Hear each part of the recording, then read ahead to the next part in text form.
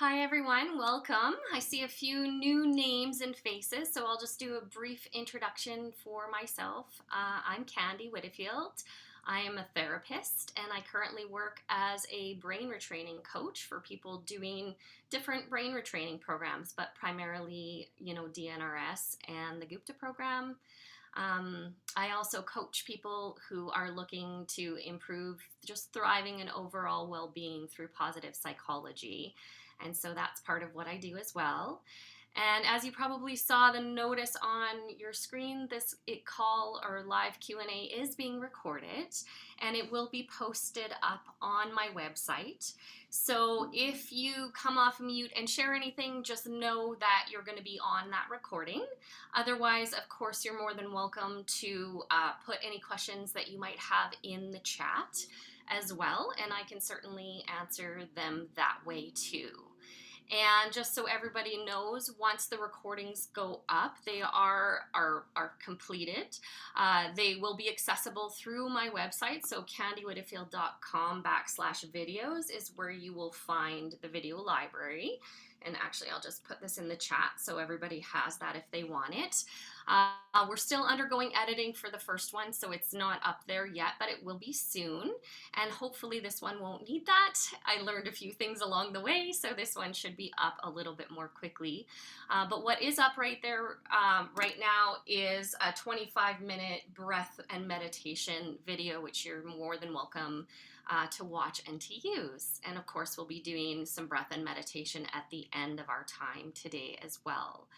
So we'll get started on some questions. So again, you can put them in the chat or raise your hand, and I'm happy to answer them for you that way. One question that came in through email, actually just before the meeting, somebody had asked to address how to deal with anxiety. So we'll start there today.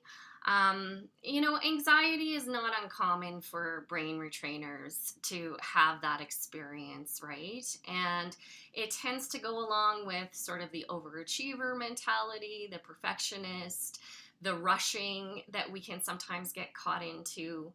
The best thing that you can do, so we'll talk in a couple of different areas, but certainly one of the most profound and quickest ways to start to shift that experience of anxiety, and what I highly recommend every brain retrainer do, is the Sky Breath meditation course that's offered through the Art of Living Foundation.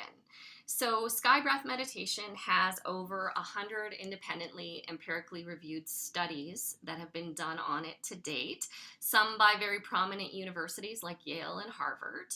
And what they found in terms of the research outcomes is that it's doing all of the things that we're doing in brain retraining. So decreasing cortisol, regulating the nervous system, improving sleep, increasing happy feel-good neurochemicals in our brain, and the list, boosting our immune system, and the list kind of goes on and on from there. But one of the research outcomes in terms of anxiety came from a Yale study, so a study that was done with students. And what they saw was a significant decrease by 44% actually in clinical anxiety from doing this breath practice over the period of 8 weeks. And so that's a pretty significant improvement.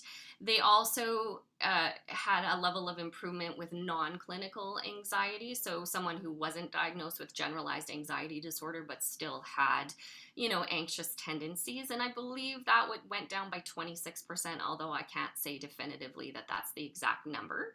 But anyway, you see my point. And so I think that being able to add in that breathing practice with your retraining, they really complement each other, right? And the breath practice, how it works is you take a course online or in person. It's a live, even if it's online, it's with a live instructor, 3 hours a day for 3 days in a row, and you learn the practice. And then from there, you go and you do the practice on your own. It takes about 20 to 25 minutes. You do it once a day. From my perspective, you can use it to replace one of your brain retraining rounds because it is doing the same thing. So it doesn't necessarily mean you'd have to add more time to your day. So that's definitely something, to consider. And someone is asking about the link to that. So I will just put that in the chat. But if you go to artofliving.org, that is the main website, and you'll see Sky Breath Meditation. It will take you to courses in your area, but if you go to the top left-hand corner of the website, you can expand your search, especially if you're doing it online.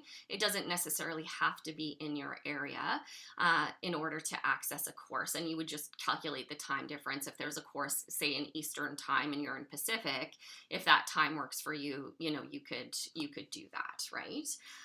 So anyway, I'm a huge fan, as most of my clients who work with me know. I'm a huge fan of the Art of Living, sky breath practice, because to me, it's phenomenal what that can do. So I would definitely say start there. And then outside of that, in terms of brain retraining, I would say meditation daily is a must do. And so if you're doing the Gupta program, you've already got meditations incorporated in your program. If you're doing DNRS, then that's something that you want to consider adding in. And again, there's lots of research benefits for meditation, but primarily in this case, we would be using it to help regulate your nervous system, right?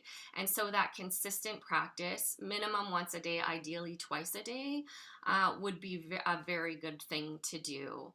And if you're not in a program that has meditations attached to it, there's lots of beautiful free meditations on the Insight Timer app, which you can access through your phone. And there's a ton of different, like over 100,000, I believe, different meditations that are accessible on there. If you're looking at specifically to kind of regulate the nervous system for anxiety, where I would suggest you start with those kind of meditations would be something along the lines of like a self-compassion meditation or an acceptance, letting go, those sorts of themes. Yoga Nidra can also be really helpful, particularly if you have a very busy mind, because it will give your mind something to focus on, just enough to keep your mind busy while your body goes into that relaxation response. So again, that's Insight, INSIGHT Timer app that you can access there. All right, so I see a couple questions in the chat here, so we will move on to those. Actually, just before I do, one sort of final thought about anxiety, so we talked about the sky breath, we talked about doing meditation. Again, cultivating that curious observer around, where do I notice this coming up? Are there certain times of the day?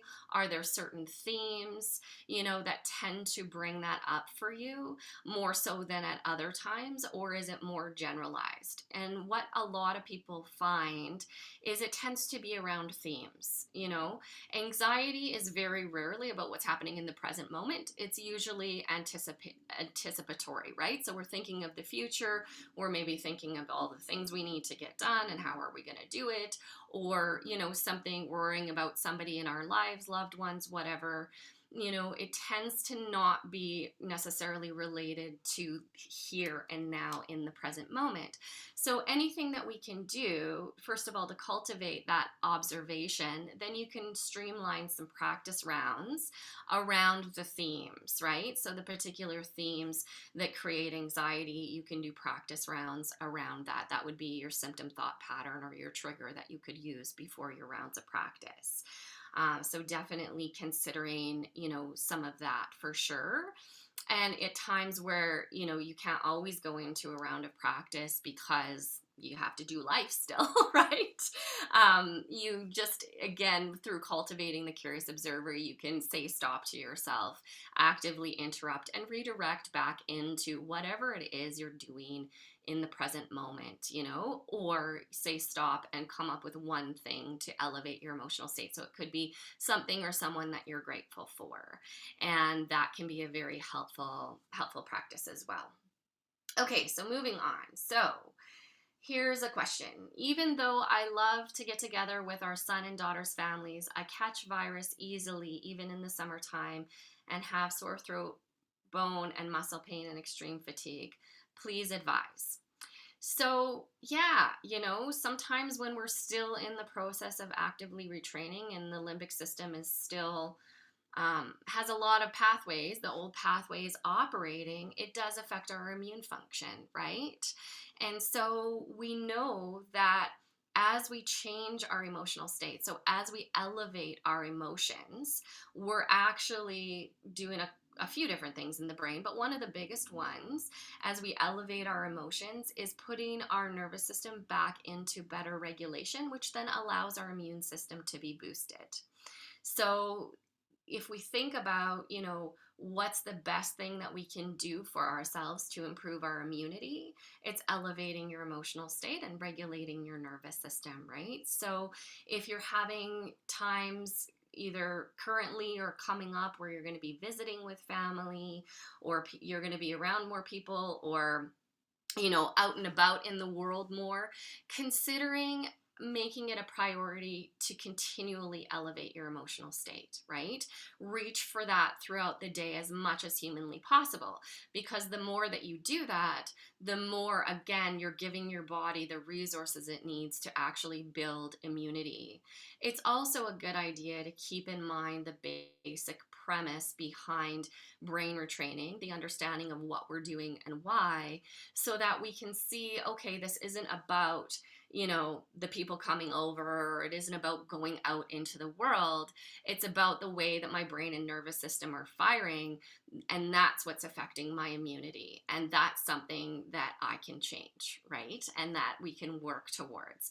And so watch that pattern if it comes up, that pattern of association of, feeling like you have to restrict your life, or not wanting to go and do because of fears and worries around this. And while we're in the process of retraining, we find a balance and a happy medium of engaging in life and doing the things that are important to us, and also, giving time and space for brain retraining to come along. And so I would say in a situation like that, getting together with family members, you know, it is important for us to have those connections in our lives. And so we can decide, to what degree for us right now is it appropriate to do that. And then when we do that, really looking for those elevated neuroplastic moments, and opportunities in the encounters. So really savoring what you love about, your family members, or savoring a funny moment, or, engaging with the grandkids, if it's, grandchildren or children, in a way that's fun and playful, because all of that will help to boost your immunity. Yeah, so that's, I think, probably good for that. And next question, how can I move out of a lengthy ebb while I am now experiencing a sudden loss and grief?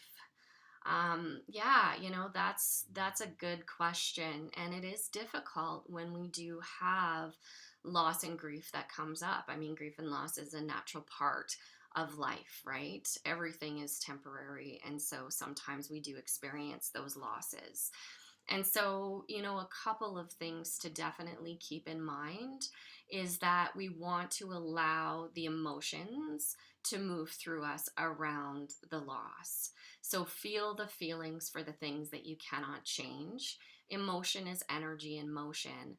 That emotion associated with a loss is not the same as getting stuck in a limbic loop and having emotions associated with the limbic loop. When it's grief and loss, those are emotions that are needing to be processed. They're needing to move through us. And so creating space for that to happen, and there's a variety of different ways that you can do that. You can allow, in the moments where that's surfacing, just taking some time to the degree that you're able to tolerate your emotions and allow that to move through you. You can also do a little bit of expressive writing, so 15 to 20 minutes a day for 3 days in a row, all of the feelings and thoughts and beliefs around the loss and how it's impacting you. And the more open and honest and uncensored you can be in that writing, the more you're going to be able to release some of the stuck energy and emotions around that loss. And you may also come to new insights and awarenesses as you do that process. And what I would say with the expressive writing is that, once you start writing, keep your pen moving, like set your timer for the 15 minutes or 20 minutes, keep your pen moving, even if you feel like you're out of things to write, because as you keep your pen moving, more stuff will come up, probably from a deeper subconscious level. And that can be really helpful, really helpful in that process. So it's creating space. And just know, a lot of brain retrainers think, well, I can't do that because that is entertaining negative, quote unquote, emotions, and that's going to get in the way of rewiring. And there's a couple of things to know around that. When we use our energy and resources to repress emotions that need to move through, that can actually keep you stuck in a limbic pattern. And so there's lots of research on expressive writing with chronic illnesses and issues, and the benefits of allowing that energy, to move through you. So that's one thing. The other thing, with grief and loss and moving that energy through, is if we don't give ourselves the time and space to do that, then the next time you encounter a grief, or a loss, all of the old emotions from the previous losses that you haven't addressed are going to come flooding up. And then you've got even more to deal with. So rather than just the current experience, you've got all the previous experiences. Not particularly helpful. We want to move that energy through. The other thing to know about this type of allowing that energy and motion to be released, they've done studies with children, younger children, showing that when they have the feelings for the things that they cannot change, so let's say a toddler is frustrated that he or she can't do something, and they start to cry, they have the feelings for the things that they cannot change. They've actually done studies on their brain when they're doing that, or when they're going through that process, and what they've found is it actually creates changes in the brain that allows the person to adapt. So it's actually creating neuroplastic changes. It's allowing the person to adapt and find a way forward. And that's also what's happening as we allow the grief to move through us, is we're learning to adapt. It's not about getting over, something. That's a false concept typically when it comes, especially to very meaningful grief and losses, but it's teaching us how to adapt, how to navigate in this new place with this context and circumstance that it is now, that wasn't before, so that can be very powerful. And then, put some barriers, I would say, if you want to call it that, or maybe transitions, that might be a better word than barriers, around these experiences. So we're allowing ourselves to move into these experiences, allowing things to move through, and then we want to transition when that process feels complete, whether it's moving emotions or doing some writing. Then we want to transition out of that back into our regular sort of retraining habits and rules around that. So you could do a round of practice or a shortened version. You could do something to elevate your emotional state in that moment, change your experience in that moment, get really oriented into a task at hand, something to kind of set the stage for the limbic system that was an experience we're allowing ourselves to process, and now we're moving out of it and moving on. And you may find, especially initially, that you kind of go back and forth between, these two states, and that's okay. The reason that we want some kind of a transition is because sometimes the limbic system will take our feelings and our thoughts about what's going on, and it will use them as a springboard into rumination and perseveration, right? And when we get caught in that ruminating and perseverating, that's actually the limbic loop.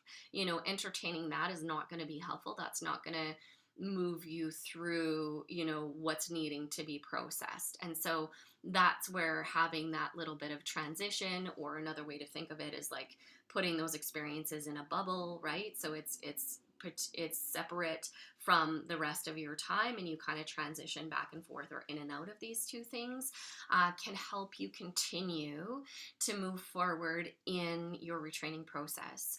And you may find as you're moving this energy through you that things are maybe dipping a little bit, or you're staying in a little bit of an ebb with that experience. Know that that's okay and that that's temporary. And we want to keep that in the back of your mind. Like as you're moving this energy through, that experience will change, and it will actually help you to move forward in your retraining by going through the process of processing these things. All right. So I'm going to take a little sip of water. I'll just be a second. What would you recommend for chronic fatigue? And I would like you to ask, do you work with weaning off benzos? I have, yes, worked with people who are coming down off of benzos. It can be a challenging process, but not for everybody. And the big thing is to do your retraining around it while you're coming down, right? So anything that you're noticing coming up, you want to treat it like any other sort of limbic situation or issue that would show up, and do retraining around it. And you can also put in your future visualization, visualizing coming off easily and effortlessly, feeling great afterwards, etc. What would you do so the chronic fatigue question, what would you recommend for chronic fatigue? Well, we know that chronic fatigue, the big thing is, like any other limbic impairment, to really, devote yourself to the retraining. That is number one, absolutely. To know and to understand the basic premise behind what's happening in the brain, and that it's the impairment in the limbic system and the way that the nervous system is operating that's contributing to those symptoms of chronic fatigue, right? And so, that's important. So in addition to, our practices and our rounds, I recommend, as you're moving through your retraining, adding in yoga nidra, particularly if you're coming up to certain times of the day where, you find energy issues more difficult, right? And so what we want to do is we want to put yoga nidra in, let's say like 3 o'clock. You tend to have a consistent dip at 3 o'clock. You would want to put yoga nidra or some kind of intervention in like 2:30, a little bit prior to that time of day, that is restorative to your system, right? Again, meditation for people with chronic fatigue as part of their retraining, I would say, is paramount, and doing that. The other thing is to really look at starting to add in a little bit of gentle movement and exercise. And that can be really challenging initially, depending on what your energy levels are at. But we know both, I don't know if you know my history, but I recovered from chronic fatigue. So I'm speaking from personal experience, but also from coaching lots of people as well, that movement and exercise are a necessity for health and well-being, and that they are part of retraining the brain around being able to do things, right? And so if you think about, what's going on in the limbic system when we have energy, it's the brain has created patterns of association with taking actions or exercising or, engaging in activities of daily life, and associated them as being potentially threatening or dangerous to you. And so it shuts your system down, and thus you have low energy, right? And so part of our job when we're working with fatigue issues is to retrain the brain's pattern of association about what it means to be doing things and engaging, in life. And so we want to do it incrementally, step by step, right? Incremental training within your training zone, meaning that, we take small steps forward, we pair it with a round of practice or elevating our emotional state and active redirection into something else, and we repeat that over and over, and we slowly build, our way up with that capacity, to move and to exercise. So, and watch your belief systems around what it means, to be engaged in activities. And again, cultivating that curious observer is paramount for anybody with any issue that they're retraining, right? The more curious observer awareness we can have, the better we are at catching the symptom thought patterns or the automatic negative thoughts or the pops, and being able to actively redirect them. We also start to see, okay, what are some of the underlying beliefs or subconscious belief patterns that are, sustaining the current state that I'm in. And as we become more aware of those and bringing those to conscious awareness, we can update our brain with new information and start to release, maybe past beliefs that aren't serving you and are getting in the way of your recovery. All right, so how can you move out of a frozen state if you are a young male being blocked, unable to follow your assignments and demands of life, distracting with the internet to not think about your problems and affront the work that you do? So, the biggest thing I would say, if you're going into a freeze state and you're shutting down, is to start to connect a little bit more somatically, with your body. And so, some of the tools, very basic sort of grounding and orienting tools. So, feeling your feet on the floor, maybe rocking your feet back and forth, um, curling up your toes and releasing them. Same with your hands. We want to start to bring connection back into the physical body. You can also use your breath to help you come out of that state. So, humming can be a great way to do that, to engage the vagus nerve in a helpful and healthy way. So, doing a little bit of humming, it could be a song or just humming in general. Singing can help with that too. Slowly starting to increase, a little bit of movement in the body, maybe shaking it out or working your way up to shaking it out can be really helpful. And aside from starting to cultivate a little bit more of a connection with your physicality, somatically, I would say you want to really start to look at, like, what are the things that bring on that response, right? So there are probably certain themes or aspects of life that take you into that state more readily than other aspects. And it's helpful to know that, because once we know that, we can do some brain retraining around that specifically. So you would use that as your trigger for a round of practice, right? Or just before a round of practice. And sometimes, even just bringing it up into working memory, just recalling what takes you into that just very briefly is enough to bring it into working memory so that we can retrain around it. So it's not like you would necessarily have to go and do the things that would shut you down. You could maybe touch into them in a small way if you chose to, or just bringing it up, that recollection the last time it happened, or what the circumstances are that create that for you, very briefly into working memory, and then immediately we go into retraining, right? And it's good, to have awareness of, okay, so what are the things that I do when I shut down, and to start to look at cultivating that awareness of gently, again, bringing more connection with the body. What can I start to do instead? And that'll get easier as you start to retrain and do rounds of practice specifically around the things that are triggering you, to turn the volume down on it so that you start to have more access to new habits that you can get into when those things come up, instead of going to the automatic habitual, places that your system does go right now. So, can you speak to someone that has fatigue for as much as they can remember, 30, and has gotten worse as they retrain? Does it take longer for them to retrain? So, lots of fatigue questions today. I love it.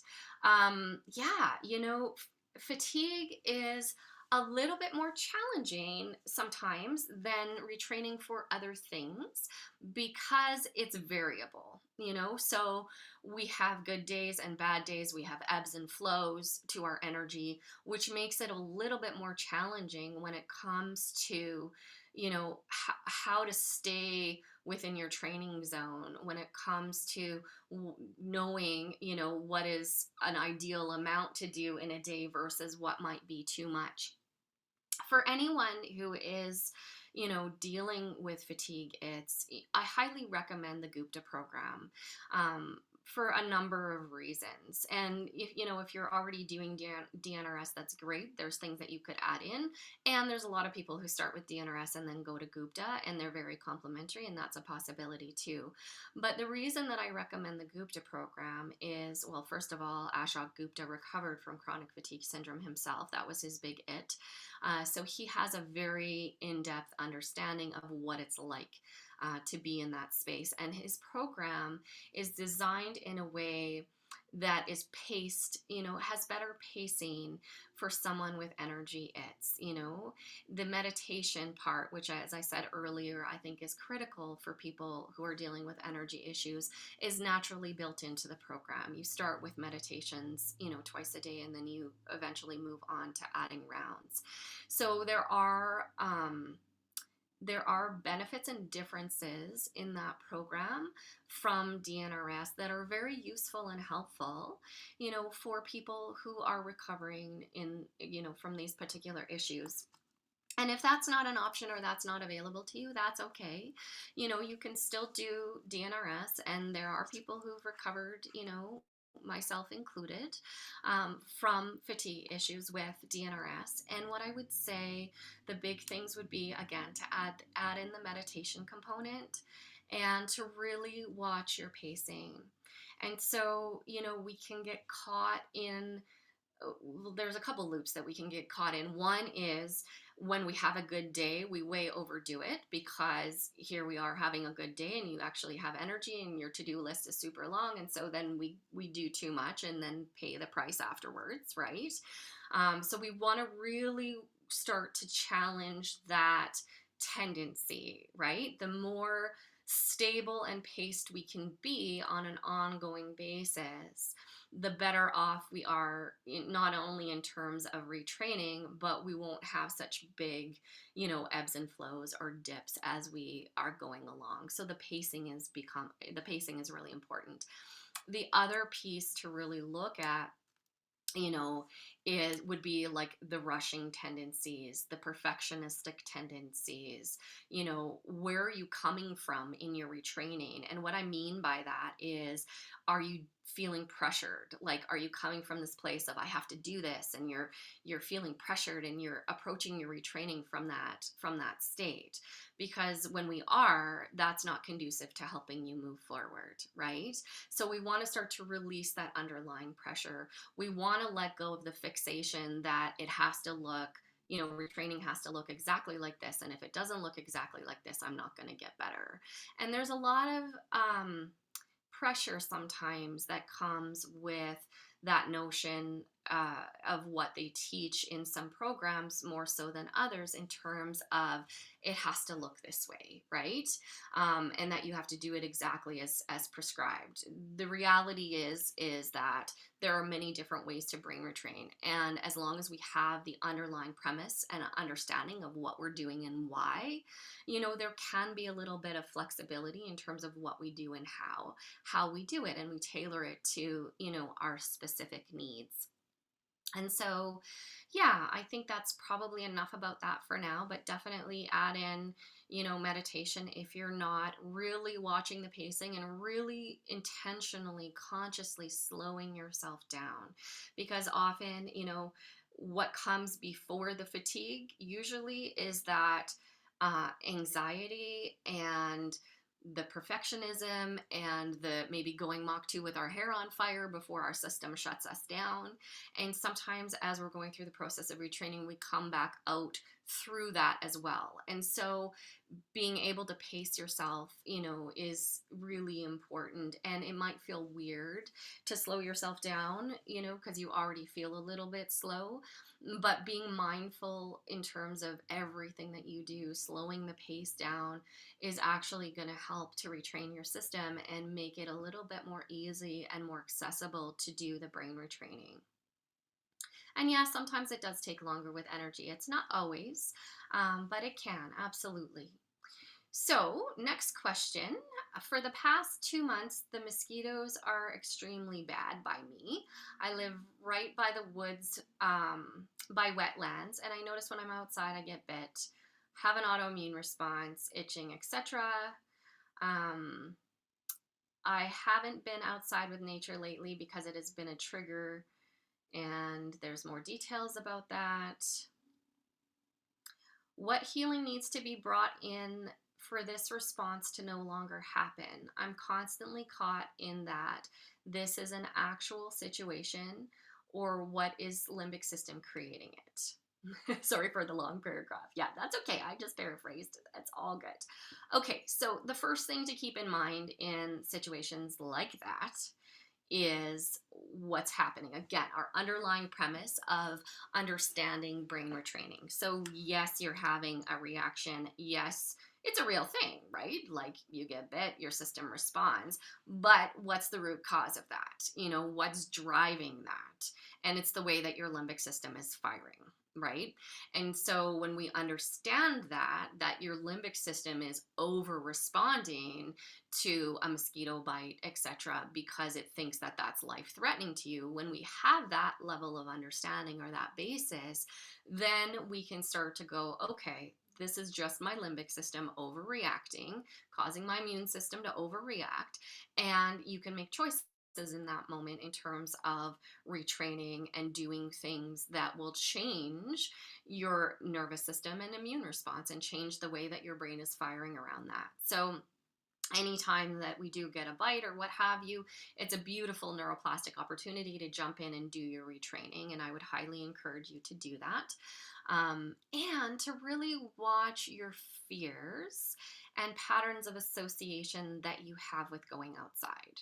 So it would be really helpful to put into your rounds of practice some memories, so past memories of being outside and having a wonderful time, being in the forest, being in nature, and even if you don't have very clear, specific memories, you can elaborate a little bit, use your imagination, just place yourself outside in places that you were outside, previously in your life or when you were younger, and start to cultivate or remind your brain that your association with being outside wasn't always what it is right now. And so that's the primary purpose of the past memory, is to start to remind our system that, things were different in the past, because the limbic system tends to it's kind of like a horse with blinders. Like all it sees is the current experience, and it filters out every exception to that or anything that doesn't fit with that. And so part of retraining is to remind us of the bigger picture perspective, to be able to see, okay, this wasn't always my sort of response, or reaction. I actually had really good experiences, whether that's, exercising or doing something energetic for people with fatigue its, or, being outside in nature and having a beautiful experience that way. So it is helpful, in the past memory to add some of those in, and certainly in your future visualization, you can see yourself doing really well, being outside, right, or exercising again with the energy it's. And so, and again, when we're doing that, that's mental rehearsal. That's preparing our brain for change. And so we can do that inside rounds, or we can do that even in and of itself outside of rounds. There's a lot of value in mental rehearsal. And the more we can make it real for ourselves by really bringing in the senses, but the most important part is actively elevating our state, like really feeling as though we're there. And you can use, strong affirmative statements, for yourself while you're in it, to really sort of help cultivate and boost that feeling of being strong or confident or capable, all of the words that we might associate with that. So bringing that in, and then challenging some of the fears, and the belief systems around the things that are keeping you from engaging in activities, right? And you can use those as triggers for rounds of practice as well, and start to cultivate, what can I believe instead? What would I like to think about this instead? What did I used to think about this before this whole situation went south? That's a pretty good place to start, I would say, with that. All right, so when it rains or there are weather changes, Limby acts up and it can last for days. Any suggestions? So again, it's just another level of sensory sensitivity, right? Like when our limbic system is impaired, we can have heightened senses in all different ways, and ways that also include, being overly responsive to weather changes. And so I think the biggest thing, again, we put it into perspective. Okay, this is just a limbic overreaction. It's a little bit more sensitive temporarily right now than it could we would ideally like it to be, and that's where it is, right? So we kind of accept that that's the way that it is in the moment, and then actively choose to do our retraining around that, right? And watch how much airtime we're giving it. So sometimes what happens when there are certain things that show up and they feel kind of beyond our control, or we're feeling really frustrated, like, why is the limbic system acting out in this way? We can get caught in the perseveration or giving over focus or over attention to the symptoms that are showing up, or to our frustration about what is, rather than coming from a place of accepting, okay, this is where I'm at now. There's no point in fighting it. It's where you're at. It's already happening. And what we resist persists. And when we resist it, we're actually neurochemically feeding the maladaptive pathways that we're trying to get out of. So it's counterproductive to rewiring. And so being able to come to a place of, okay, this is this for right now, this is temporary, and then doing the best that you can to ignore and redirect and not give it a lot of airtime. That would be my biggest suggestion. And then again, you can use rounds of practice with this as well, right? So bringing to the forefront of your consciousness the last time the weather changed, what you noticed, and then immediately going into a round of practice and start to change your pattern of association that way as well. And then again, past memories of times where maybe that didn't happen, future visualizations of being fine regardless of the weather, and just know that as you get further along in your retraining, the oversensitive sensory perceptions will normalize again. And that often is a byproduct, even when we're not working with it directly and we're retraining around other things, that happens. All right. I don't know if this question is appropriate for this format. Okay, so I'm just going to read it here.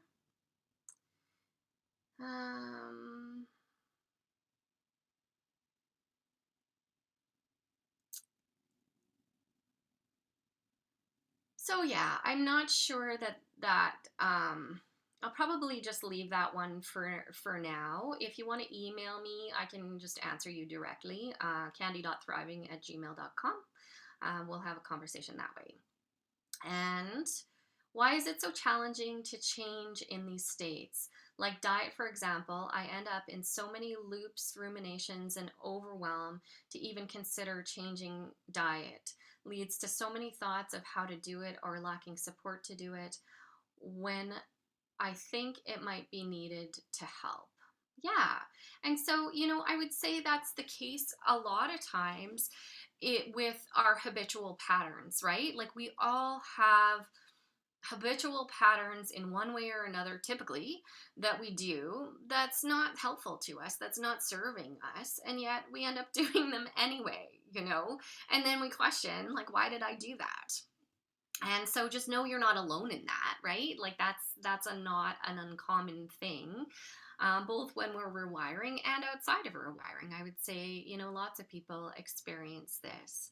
So the first thing that's important to recognize is what those habitual patterns are that you want to shift, right? And it sounds like you've you've identified at least one. And so, again, by having that awareness, we can start to work with it. So, recognizing we can't change what we're not aware of, right? So, awareness is step one.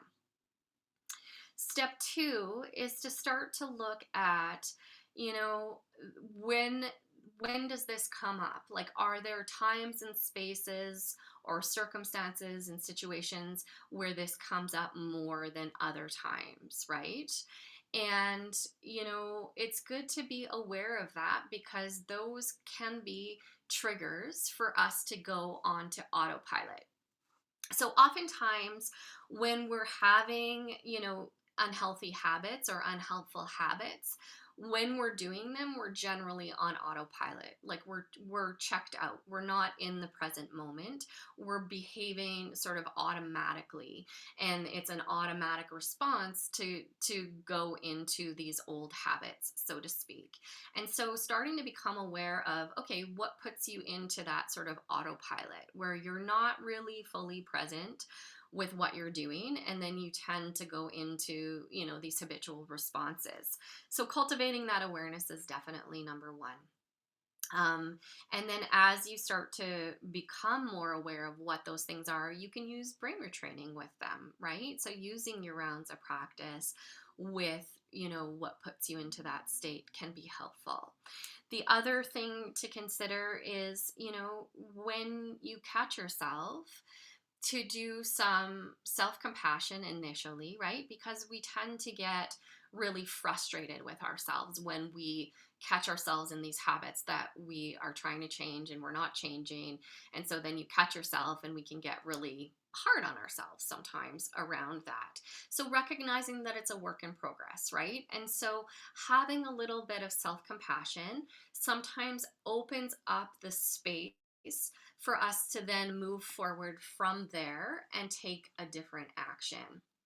And so self-compassion does not mean that we're, resigning ourselves to that this is a habit that we're not going to change, right? It's not the same thing. Just like acceptance is not resignation.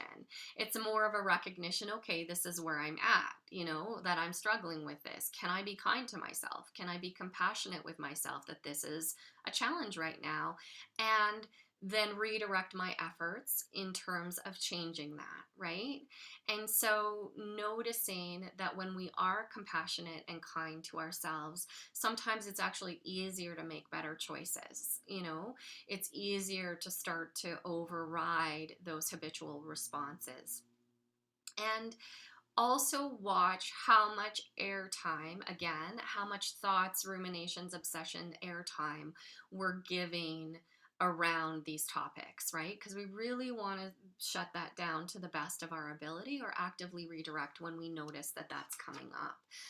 Because we need to put this into perspective, right? And oftentimes when something is triggering us, we lose that perspective.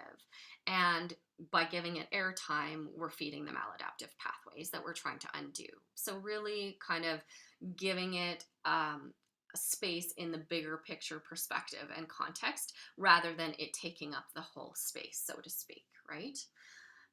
So let's leave that at that. How best to respond to limbic looping / ruminating. Rounds and distracting are not helpful, as the loop just returns repeatedly, and this ruminating and the hyper arousal that comes with it lasts for days. Okay, so know that that's not uncommon, first of all, especially, when we're earlier on in our retraining, and sometimes even later on. We can have certain things that we're more likely to loop and ruminate about. So what's important here is, again, cultivating that curious observer to notice, what is it that I'm more typically likely to loop and ruminate about versus other things, right? There are probably certain things or topics that you're more likely to do that with. And by cultivating the curious observer, we're starting to actually separate ourselves from the looping and the ruminating. And that is crucial in order for us to rewire our brain. If we're stuck in, those thoughts themselves, if we're believing what our limbic system is telling us, if we're not um, actively aware that, oh, this is just my limbic system going into a loop or ruminating, then it's really difficult to change those patterns. And that's where people get into this sort of back and forth struggle where they're actually, fighting against what's showing up, or getting caught up in what's showing up. And either way, regardless of which one you're doing, you're actually feeding the pathways that you're trying to undo. And so naturally, you're not going to be able to get out of that, right? In that state. And so, number one, really conscientiously get into the practice of cultivating the curious observer and separating yourself from those thoughts. Those are false messages. That's just your limbic system doing what the limbic system does. Start to challenge a little bit what it's telling you, in the sense of, maybe that's true, maybe it's not. Opening up that perception or perspective that, that could be not real or not true, starting to again step out of that space of buying in to what the limbic system is telling you.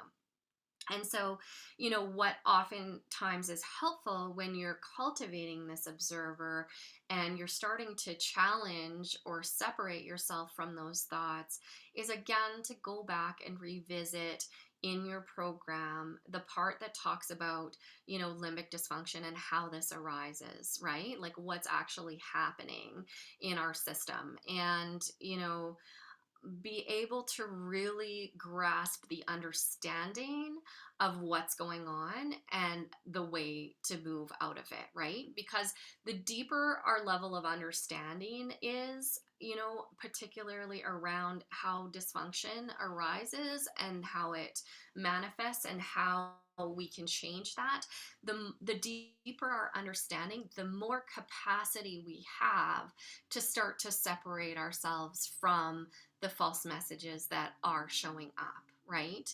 And even if those messages, let's say someone says the messages aren't false, like it's a legitimate, thought that's coming up, it's like, okay, so there's a part of you that believes that it's legitimate. It may be, it may not be, and that's okay. And we can still separate ourselves from that. So remembering that the thoughts that we believe are legitimate change depending on how our limbic system and nervous system are firing. So what feels real today might be completely different than what our thoughts say is real tomorrow based on our experience. And so again, we're starting to challenge that a little bit. And the hyper arousal that typically comes is from that fight, like fighting with the loops, rather than separating ourselves and actively redirecting, into other things, or, going into a meditation where you're training your brain. Let's say you do a guided meditation, you're training your brain to come back to focusing on the instructions, right? And know that that can be challenging at first as we're actively redirecting, but every time you catch yourself thinking that thought and then you come back into the instructions on your guided meditation or whatever it is that you're doing, you're actually strengthening your capacity. You're strengthening the pathways that allow you to change your focus, that allow you to switch from getting caught in that to doing something else. And the more that we repeat that, the stronger those pathways become and the easier it becomes to change our focus. And once we develop that capacity to change our focus, then we can drop below the ruminations that are happening. They no longer have the same impact on us. And when we can drop below them, they naturally start to dissolve because we're not attending to them. What we attend to is what we give energy to. So by attending to them, we're feeding those pathways. So our capacity to redirect and to not attend to them is also what's going to help, those ruminations slow down, and eventually go away or turn the volume down on that. So, what to do if a person isn't able to feel positive, elevated feelings? There is always pain and tiredness. It's difficult to feel good. Yeah, a lot of brain retrainers, especially early on, or if we're having significant dips, the neurochemistry associated with elevated emotions isn't easily accessible, and we often don't feel like elevating our emotions because that's not what's running primarily in our neurochemistry right now. So there's a really great video by Dr. Kataria, who is the founder of Laughter Yoga. It's on YouTube. I don't have the link, but you could look it up if you wanted to. And it's a video of him saying, he starts out by saying, I know I need to do my laughter yoga because it's good for me, but I don't feel like it at all. Right. And that's where he starts that video. And then he goes into doing the exercises anyway. And as he does the exercises, his mood shifts, right? His emotional state shifts, and it starts to come online where it's genuine. But here's the thing, and this applies to laughter yoga, but it also applies to other contexts as well, is that it doesn't have to be genuine or real for us to get benefits from it. So laughter doesn't have to be genuine in order for us to start to get neurochemical benefits. So we fake it until we make it. We do things to elevate our emotional state. We act as if our emotional state is elevated until that neurochemistry comes online, in a way that allows us to genuinely access those emotions. So even simple things, laughter yoga is one of them. Smiling, putting a smile on your face, and a big enough smile that it reaches your eyes, and smiling for 2 minutes. And just that act of changing the musculature in our face will start to release the neurochemistry associated with changing our emotional state. Now, these things that we're talking about, that or are reaching for gratitude, acting as if you're feeling grateful even if you're not, all of these things that we're doing might take a little bit of repetition to get to a place where that neurochemistry can start to come online in a genuine way. But that's where we start, right? And again, just coming back to that premise of faking it until you make it. Act as if you're there already, regardless of what your limbic system has to say about it. So it might try to convince you that this isn't worthwhile. It doesn't feel like doing this. Well, of course it doesn't, because that neurochemistry is not where your brain is operating. But we need to change our neurochemistry in order to decrease the inflammation, in order to feel better in our body, and in order to rewire our brain. And so this is where, Joe Dispenza's thinking greater than how you feel becomes a really important thing, affirmation or proclamation or whatever you want to call it, to adopt as we're going through this process. In order to change, I have to think greater than how I feel. And so we act as if until we actually get there, and know that the more you do it, the sooner that those parts will come back online. All right, so we're running a little bit close to the end of time, but I'm going to see if I can whip through a couple more questions here, and then we'll go into the breath and meditation to wrap up for today. So after eating, I often fall asleep or become hyper aroused, unable to sleep all night due to histamine issues. How to train with this? So you train with that like anything else that triggers you for brain retraining. Sometimes people think food is somehow different, or in their mind they place it in a different category. It's not different, okay? So it's still the same thing. We still do rounds of practice both while eating, and then later on, if you have symptoms, you incrementally train or increase, with what you are eating to the best of your ability as you're doing the retraining, and to really put it into perspective and not over focus watching your thought processes around it, right? And just know that the more you can elevate your emotional state around when you're ingesting food, the more you're sending your nervous system that message that everything is fine, that you are well. And that hyperarousal, is again just an overreaction of the limbic system, because it's perceiving what you're eating to be dangerous to you, which it's not, right? So that's where the retraining comes in. Do you have space for new clients? What is your recommendation for how often sessions should be? And questions about prices. So there's information, and pricing, all of that is on my website, candywhitterfield.com. I don't have space right at this present moment, but in my private practice, but I do have space on my wait list. And what I'm finding is a lot of clients that I'm working with are improving, which means that they're having less frequent sessions, which frees up space to work with other people. So even though I don't have space right now, my wait list is small enough that I will be adding people, fairly soon again, and continually, right? So if you were to go on my wait list right now, I would say, anywhere from 2 weeks to 2 months is probably, like, somewhere in that window is the length of time that you would wait. Um, and airing closer to probably 2 weeks or a month as opposed to 2 months. And sessions, it really depends on the person. So some people really like weekly sessions to help hold them accountable, to their retraining, and to continually uh, hone their skills, right? And so some people will do once a week ongoing. Other people, will maybe do a couple of sessions close together initially to get you a solid foundation. And then from there, they check in every 2 weeks or 3 weeks, and that's fine. And some people, they come once a month because that's what they can afford to come. And so, we work with whatever, right? And as retrainers progress, they tend to have more and more length in between their sessions. So it is flexible and adaptable as we move on and move forward. So there's no sort of quick answer about that. But anyway, yes. So, and if you want to be on my wait list, you just email me, candy.thriving@gmail.com, and I will add you. Do you have tips for all day sensations? So I would say, the biggest thing again is doing your best to not over focus on it, right?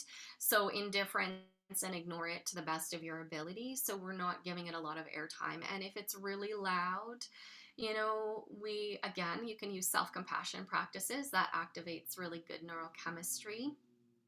To help you. And on my website, actually, under the resources, for those of you who are a little bit new to self-compassion, there is Kristen Neff's website, with exercises, practices, guided meditations, all about self-compassion, and they're free. So you can feel free to explore that. And also, I would say, gauge or gear some of your rounds of training to those sensations as well. So bringing it up into working memory just very briefly, and then going into your round of practice and doing your best to not give it airtime outside of that, and to trust the process. Know that as you continue to retrain, that's going to change, and that this is temporary. All right. So we're going to stop there because we're already just a little bit over the hour. And we're going to do a little bit of breath work and meditation. So for those of you who already know how to do alternate nostril breathing, you can go ahead and get started.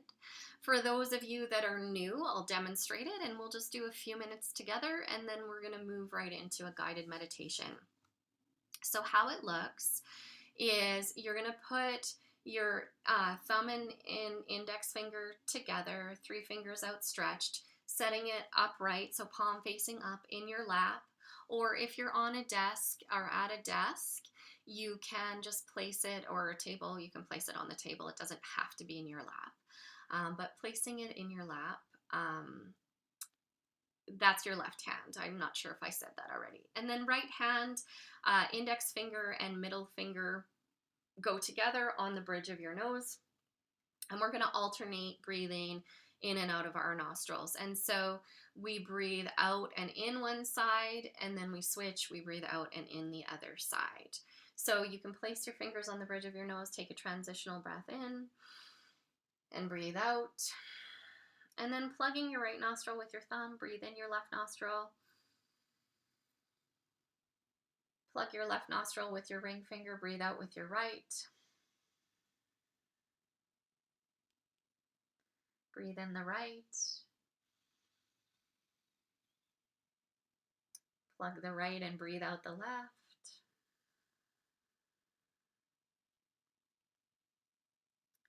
Breathe in the left. Switch and breathe out the right.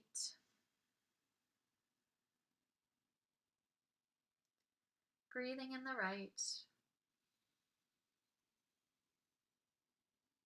Switching and breathing out the left. And if your eyes are still open, you can consider closing your eyes now, breathing in the left. Switch and breathe out the right. Breathe in. Switch and breathe out.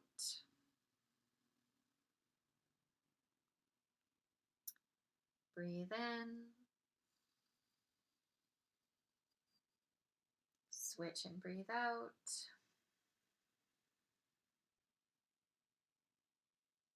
Breathe in. Switch and breathe out.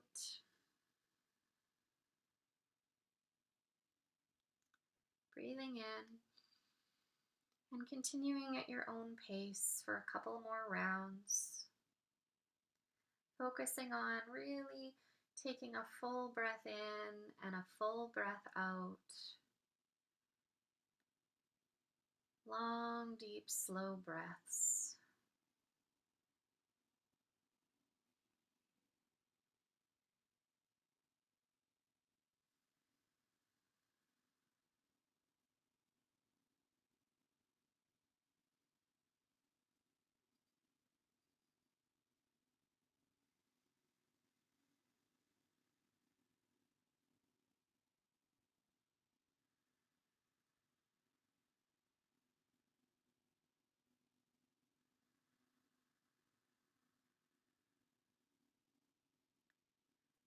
Continuing this process. And then with your next exhale through your left nostril, once you've completed the exhale through your left nostril, you can release your hand into your lap or on the table.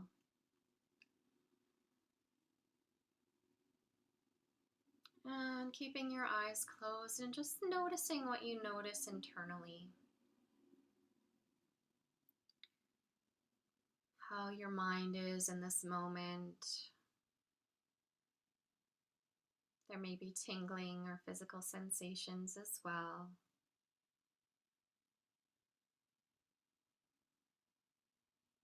And cultivating that curious observer. Noticing what you notice.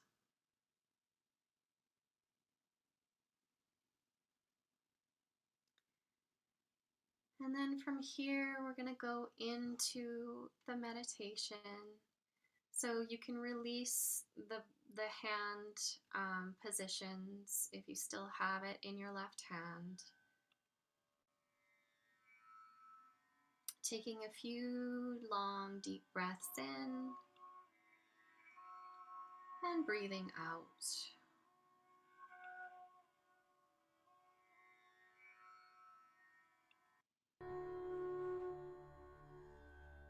Sitting comfortably and easily, making any sort of final adjustments if you need to.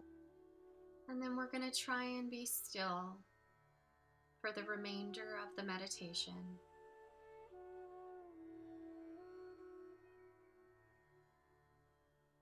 Once again, taking a deep breath in and let go.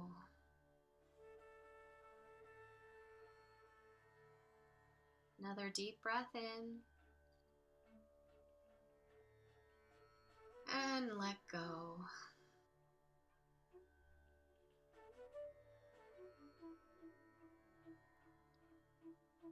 Becoming aware of the noises around you. Maybe you hear traffic or people talking.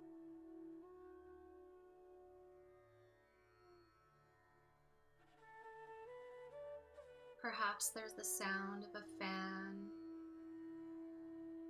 the hum of an appliance.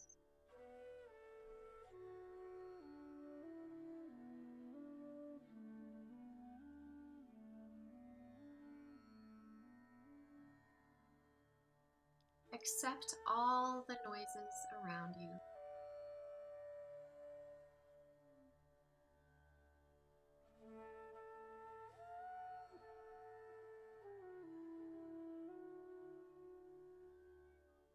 Accept all the noises.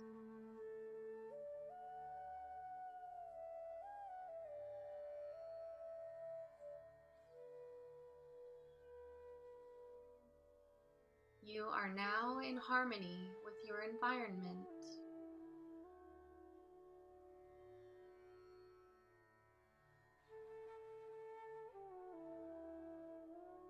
Take a deep breath in and let go.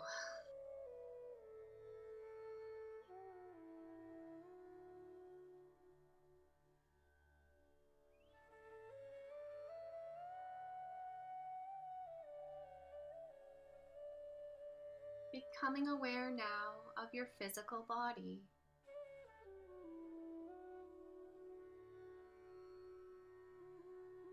Your body is a gift from nature or the divine.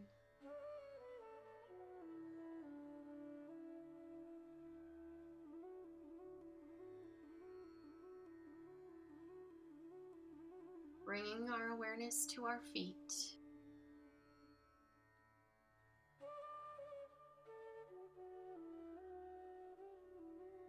Lower legs.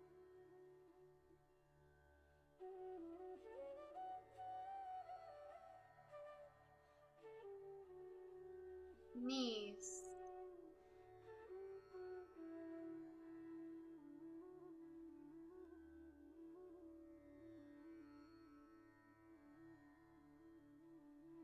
Upper legs.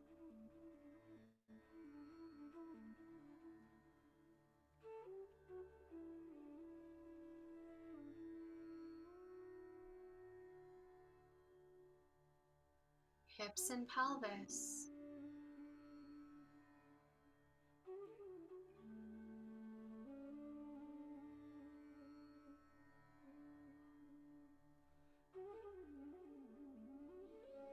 Lower abdomen.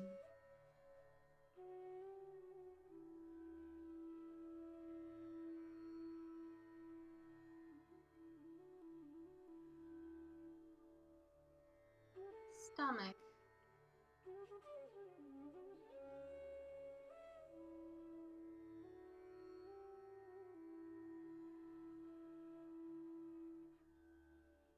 Chest.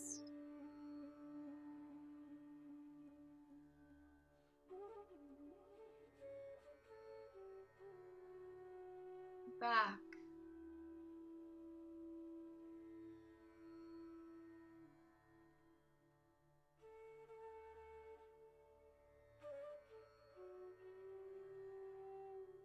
Right shoulder and arm.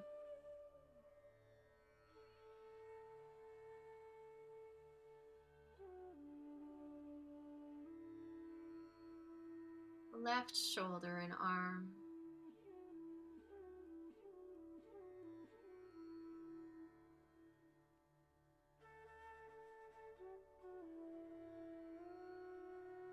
Throat.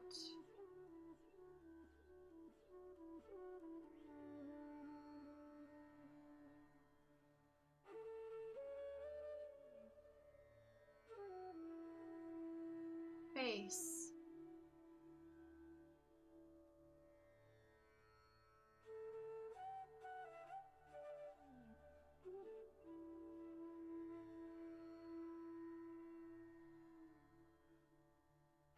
Head.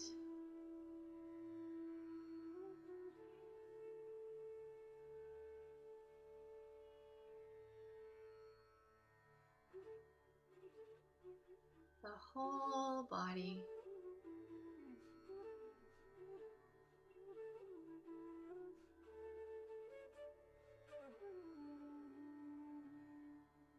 The whole body.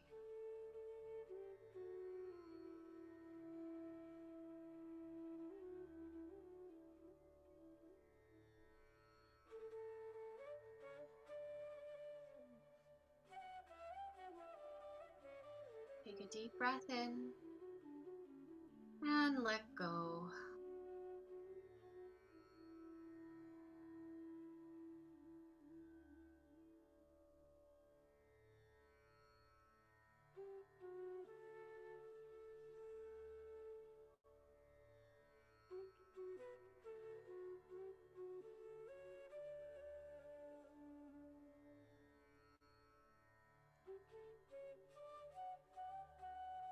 Now becoming aware of your thoughts,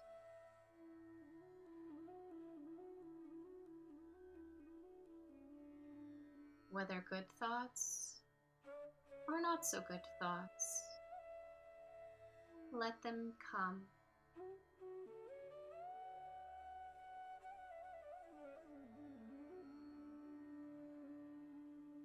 Do not resist any thoughts. Let them be.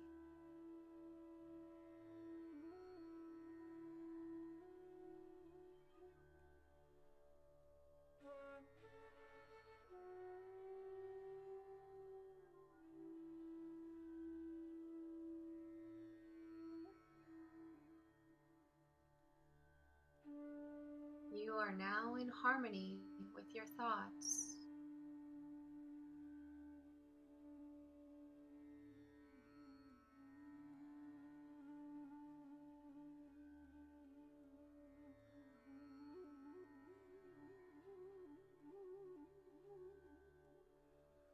Take a deep breath in and let go.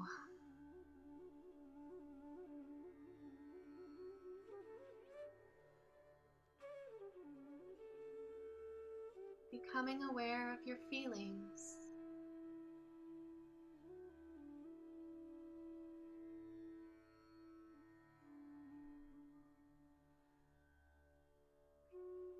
You are peace and joy.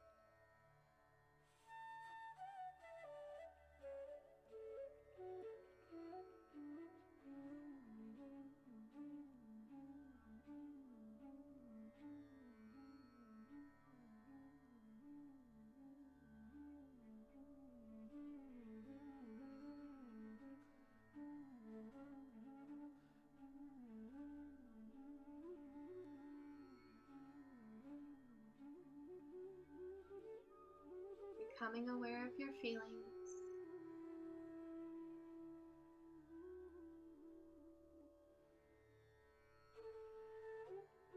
Becoming aware of your thoughts.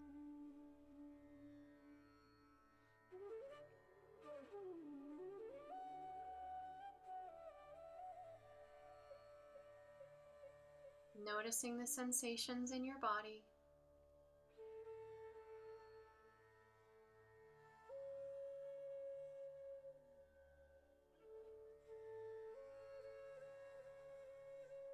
Noticing the sounds around you.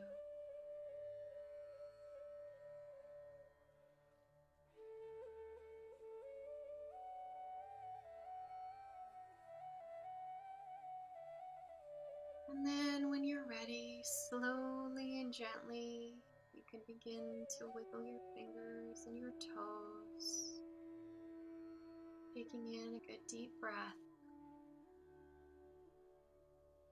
And when you're ready, gently opening your eyes, coming back into the space.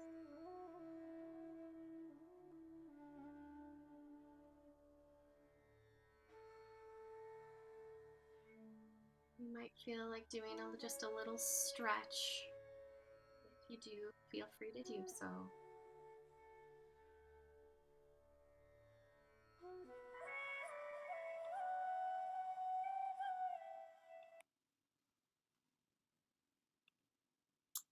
Welcome back.